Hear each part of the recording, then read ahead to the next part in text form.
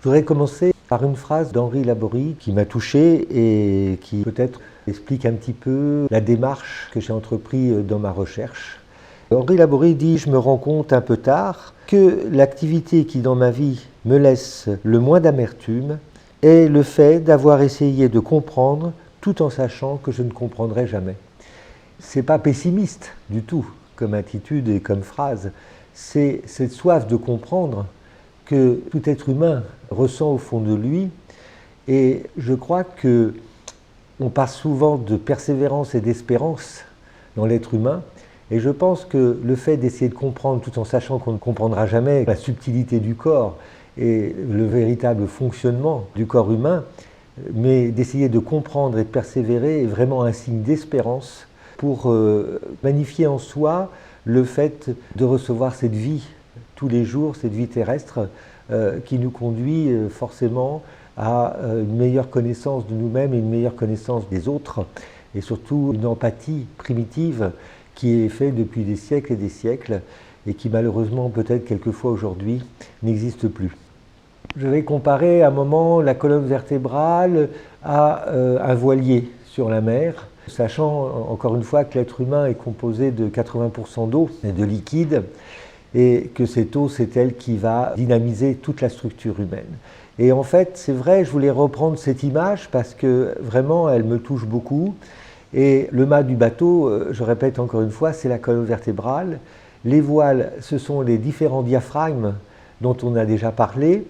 Les haubans, c'est tous les fascias, dont je vous rappelle que Steele disait ce sont les succursales du cerveau. Quand vous travaillez les fascias, vous travaillez les succursales du cerveau. C'est ancien, c'est quand même quelque chose d'assez fantastique de comprendre le rôle de ces aponevroses qui se relient les unes aux autres. Quand vous ouvrez un pamplemousse en deux, eh bien, vous avez tous les quartiers des pamplemousses qui s'unissent les uns aux autres. Et là, vous avez l'image des fascias, c'est-à-dire tout se relie l'un avec l'autre et tout correspond et tout s'échange. Et ces fascias sont en effet les haubans du bateau.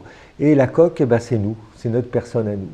Il est évident que à partir du moment où un diaphragme qui sont les voiles ne fonctionne plus, des haubans qui sont tractés dans tous les sens par des phénomènes ou chimiques, biologiques ou environnementaux, il est évident que la colonne vertébrale va se mettre dans une torsion, le mât va subir toutes ces torsions et finalement les vertèbres, comme on l'a déjà dit, vont se fixer sur leurs articulaires, se compresser et entraîner des réactions de spasmes musculaires importants. On s'aperçoit donc à partir de ce moment-là que la cause ne sont pas les articulaires vertébrales ni la fixation des vertèbres, mais qu'elle est bien extérieure à cette problématique. La méthode, elle, s'est basée sur un principe justement où la colonne vertébrale est soumise automatiquement à toutes ces forces. Et on va commencer par justement les forces euclidiennes. C'est Schwenk, qui est un Russe, qui a écrit un très bel ouvrage qui s'appelle Le chaos sensible, où il démontre justement la dynamique de l'eau. La dynamique de l'eau est très intéressante parce que, en fait, les courants d'eau ne sont pas un courant qui circule d'un point à un autre, c'est un courant qui circule avec une force extérieure et une force intérieure. À partir du moment où il y a une force extérieure, il y a un contrebalancement d'une force intérieure, et quand la force extérieure est trop forte, c'est la force intérieure qui s'échange avec la force extérieure. Qu'est-ce que ça nous donne? Ça nous donne en effet une circulation de l'eau qui n'est pas rectiligne, mais une circulation de l'eau qui est en lemniscate. Cette lemniscate va façonner tous les organes du corps. Et on sait d'ailleurs que, par exemple, embryologiquement, le cœur a tout de suite une structure hélicoïdale. Hélicoïdale, c'est une hélice, et l'hélice, c'est une lemniscate. Par exemple, il y a un principe qui est très connu, c'est qu'une aile d'avion, elle-même, est une lemniscate pour résister justement le plus possible à toutes les forces de pesanteur, de gravité et les forces de l'air, bien sûr. Ben nous, on est exactement comme une aile d'avion ou une hélice d'avion dans le temps, en forme de lemniscate. Ces lemniscates ont un point particulier, c'est que lorsqu'il y a un contre-courant, à partir de ce moment-là, il y a un tourbillon qui se fait d'un contre-courant. C'est un contre-courant, c'est quoi? C'est quand il y a un obstacle. quand il y a un obstacle finalement à un flux sanguin, c'est-à-dire une traction justement sur un tissu qui bloque une artère, à partir de ce moment-là, il va se créer un tourbillon, un contre-courant, et ce contre-courant, pour échapper à l'obstacle, va réduire sa longueur pour éviter de compresser l'artère. Et cette lemniscate, c'est ce que l'on appelle, nous, un strain. Et il y a deux types de strains. Il y a des strains qui sont faits pour la sphéricité, c'est-à-dire pour la mobilité, et des strains qui sont faits pour la stabilité. Et ça, c'est quelque chose qui est dans l'être humain le fait de sa verticalisation. C'est-à-dire que l'être humain, finalement, est comme tous les animaux, tous les mammifères. Il a besoin d'une stabilité pour avancer et il a besoin d'une mobilité pour échapper à tout prédateur. Il y avait une image qui m'avait beaucoup plu. Nous sommes encore dans les mêmes réflexes ancestraux ou archaïques que l'homme des cavernes. L'homme des cavernes, quand il sortait de sa caverne, il regardait droite à gauche pour savoir s'il n'y avait pas un ours qui allait en faire sa proie. Et bien nous, on est la même chose, c'est-à-dire que lorsqu'on traverse, on va regarder à droite et à gauche pour regarder s'il n'y a pas une automobile qui va nous emporter. C'est une réaction de survie, qui est forcément liée à l'inconscient. Il ne faut pas oublier que l'inconscient, et on reviendra dessus, c'est 80% de nos actes. Pourquoi l'inconscient c'est 80% de nos actes? Parce qu'il mémorise tout. C'est ce que disait Lipton, vous ne pouvez pas être en voiture et discuter avec quelqu'un. Lorsque vous apprenez à conduire, vous êtes obligé de vous concentrer énormément sur l'apprentissage. Après, une fois que vous avez fait l'apprentissage et que vous avez passé votre permis de conduire, vous discutez avec quelqu'un, tout est automatisé. Et à partir de ce moment-là, c'est l'inconscient qui régit tous vos actes. Et à la fin de ce module, je vous citerai de nouveau une phrase de Laborie qui est un peu plus longue, mais qui résume très bien que l'inconscient est redoutable. L'inconscient est redoutable parce que notre néocortex va fonctionner avec l'inconscient. C'est-à-dire que à partir du moment où dans une hérédité, il y a eu énormément de choses cachées, des non-dits, des conflits familiaux, l'inconscient a tout enregistré. Et à partir de cet enregistrement, c'est le cortex frontal qui va gérer toutes nos émotions.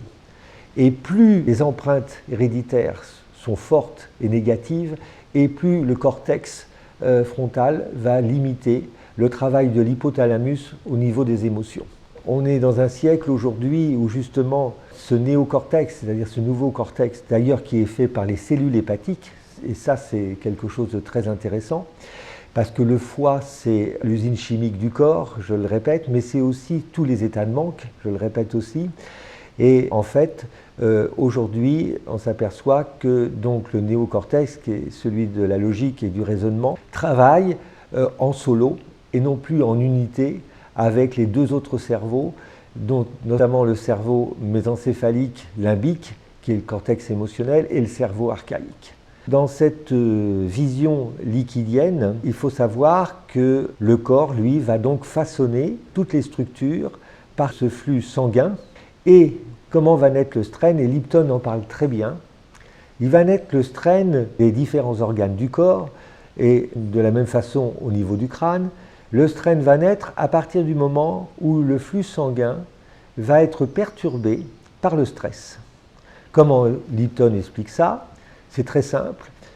À partir du moment où un flux sanguin s'oxygène, il faut pour ça des hormones qui sont les hormones du plaisir, de la récompense et du lien familial et notamment du lien maternel. Par exemple, si on reprend la péridurale, le lien maternel va être momentanément coupé et à partir de ce moment-là, il se passe un phénomène assez étonnant, c'est que lorsque vous faites une péridurale, les cellules gliales devraient, au niveau du cerveau, la gliale ça veut dire glu, c'est-à-dire c'est une colle qui se met entre les neurones du cerveau et qui permet la propagation de l'influx nerveux. À partir du moment où vous avez une péridurale, ces cellules gliales qui normalement devraient disparaître au moment de l'accouchement vont rester en place et vont empêcher la production d'ocytocine. L'ocytocine, c'est l'hormone du lien, c'est l'hormone de l'affection, c'est l'hormone quelque part, qui va donner l'impulsion de l'aspect maternel et féminin dans l'être humain. C'est la sensibilité. C'est aussi quelque chose qui, au niveau affectif, a énormément d'importance, dans le sens où c'est tous les récepteurs du corps qui, dans les 10 minutes de ce lien, c'est pas long 10 minutes, hein, c'est ce que dit Jean-Didier Vincent, vont rassurer et permettre l'explosion de la sensibilité corporelle, le ressenti corporel, le toucher corporel, l'expression corporelle également. Sans ce lien, déjà dès le départ, il va y avoir chez l'enfant une restriction de tout le geste affectif et de toute la spontanéité affective. D'autre part, il explique aussi que toute l'oxygénation et la fluidité du sang peut être perturbée par les hormones du stress qui sont l'adrénaline, la noradrénaline parce que finalement la péridurale entraîne un état d'urgence chez l'enfant et modifie les battements cardiaques et la fréquence cardiaque, comme l'adrénaline et la noradrénaline, et va remplacer des hormones qui sont fondamentales, qui sont la dopamine et la sérotonine. La sérotonine, c'est l'hormone du bien-être, c'est l'hormone de la satisfaction, c'est l'hormone qui permet quelque part de se sentir exister, de se sentir présent dans un environnement, d'avoir son image, d'avoir sa présence corporelle, encore une fois, et son image. Et cette sérotonine va extrêmement être perturbée et on sait tous que cette hormone est une hormone contre la dépression. Quand on manque de sérotonine, on a automatiquement un effet dépressif. On peut dire que la péridurale peut donner un effet dépressif, sans donner une dépression, mais un effet dépressif qui se traduit par des moments de tristesse chez l'enfant, qu'il n'exprimera pas forcément, mais qui sera très important chez lui à partir de ce moment-là. Il faut savoir aussi que dès que vous avez une perturbation des hormones du stress, il y a augmentation du glucose, il y a augmentation du sucre dans le sang, parce que le glucose permet de fournir de l'énergie. Or, cette glucose en excès, l'enfant va en absorber 50%, tellement il est empathique avec la mère, et en absorbant ces 50% de glucose, l'enfant va avoir une tendance diabétique. Et l'enfant va grossir très rapidement à partir du moment où il est à l'adolescence, ou même avant l'adolescence, dès l'âge de 6-7 ans, parce qu'automatiquement, il va avoir une fatigue déjà programmée au niveau de son pancréas.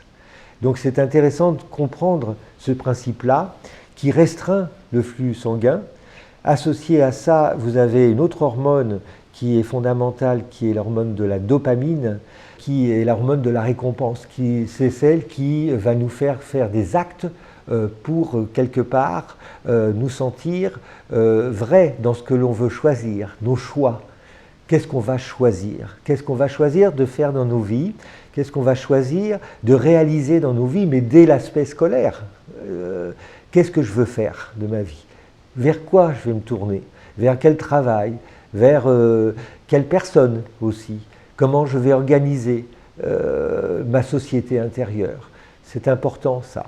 Et malheureusement, le cortisol diminue considérablement cette hormone qui est la dopamine et vous donne un sentiment d'échec permanent.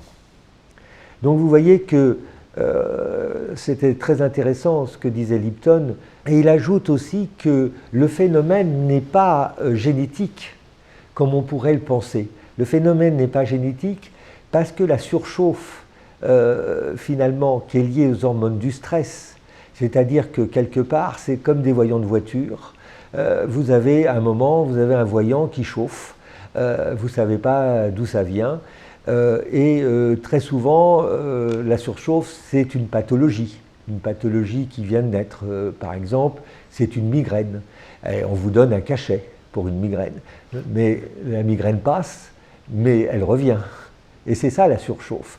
Et il cite dans son ouvrage « La biologie des croyances » quelque chose d'assez étonnant. Il y a une dame à sa voiture qui se plaignait d'avoir un voyant allumé en permanence. Alors elle va voir plusieurs garagistes, alors elle dit on ne sait pas d'où ça vient, et enfin elle trouve un garagiste qui lui n'avait pas beaucoup de temps, qui devait être vers l'heure de midi et avoir envie de déjeuner, et finalement qu'est-ce qu'il fait? Il coupe le voyant, cette femme est ravie. Hein? Mais la surchauffe, elle est toujours là. Eh bien c'est ça. Et pourquoi il y a cette surchauffe?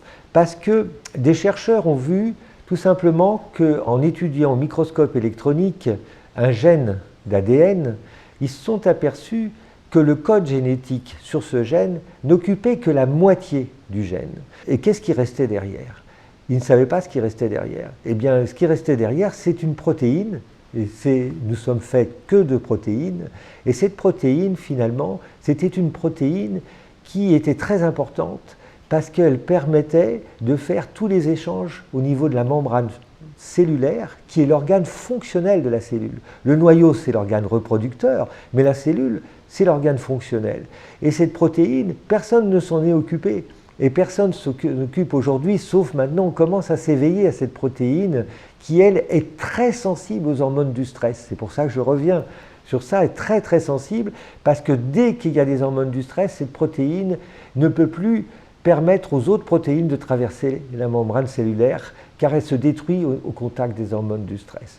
Donc vous voyez à quel point c'est intéressant de comprendre que le stress nous envahit et que nous, dans notre méthode, dans cette thérapie crânio-faciale, les strains sont l'illustration d'un stress, et c'est quelque chose qu'on va détailler un petit peu plus par rapport à la mécanique du corps et au comportement physiologique du corps.